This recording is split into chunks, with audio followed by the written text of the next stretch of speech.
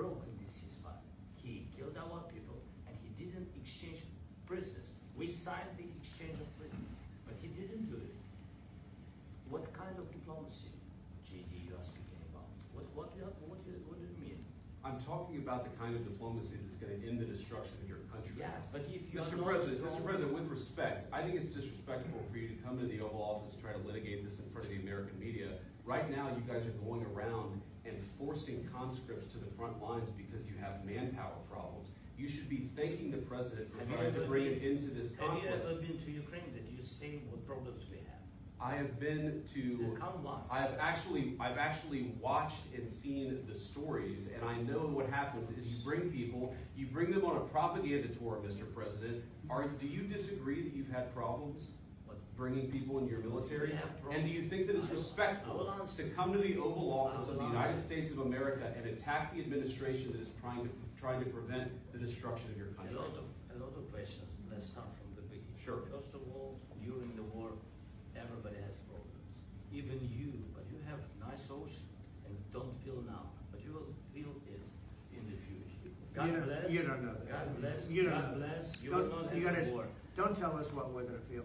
We're trying to solve a problem. Don't tell us what we're going to feel. I'm not telling you. Because you're in no position to dictate that. That's exactly what you're doing. You're in no position to dictate what we're going to feel. We're going to feel very good. We're going to feel very good and very strong. You're right now not in a very good position.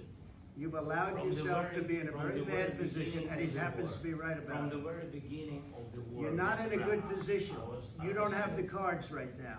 With us, you start having cards. But right now, you don't. Yeah, you're playing cards. You're playing cards. You're gambling with the lives of millions of people. You're gambling with World War III. You're gambling with World War III. And what you're doing is very disrespectful to the country, this country. It's back to you. Far more than a lot of people said they should have. Have you said thank you once this entire meeting?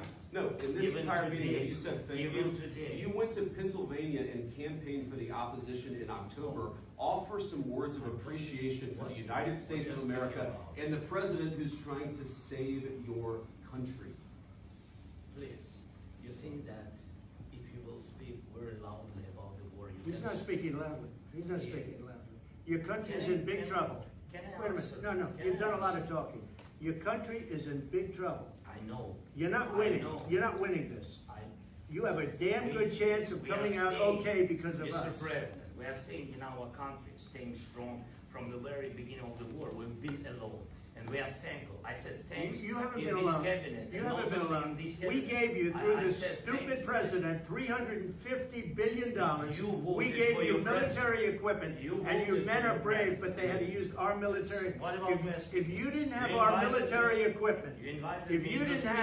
military equipment, this war would have been over in 2 weeks. In 3 days, I heard it from Putin. In 3 days. This is something maybe less. In 2 weeks, of course, yes. It's going to be a very hard thing to do business like this. Again, just say thank you. I said a lot of times. Accept that there are disagreements, and let's go litigate those disagreements rather than trying to fight it out in the American media when you're wrong. We know that you're wrong. But you see, I think it's good for the American people to see what's going on. I understand. I think it's very important. That's why I kept this going so long. You have to be thankful. You don't have the cards. You're buried there. Your people are dying. You're running low on soldiers. Listen, you're running low on soldiers. It would be a damn good thing. And then you tell us, I don't want a ceasefire. I don't want a ceasefire. I want to go and I want this. Look, if you could get a ceasefire right now, I tell you, you take it so the bullets stop flying and your men stop getting killed. Of course, we want to stop the war. But you're saying you don't want a ceasefire. I want a ceasefire because you'll get a ceasefire faster than an agreement. Ask our people about a ceasefire, what they think. That wasn't with me. That wasn't with me. That was with a guy named Biden, who was not a smart person. That was with Obama. It was your president. Excuse me. That was with Obama, who gave you sheets, and I gave you javelins. Yes. I gave you the javelins to take out all those tanks. Obama gave you sheets. In fact, the statement is, Obama gave sheets and Trump gave javelins.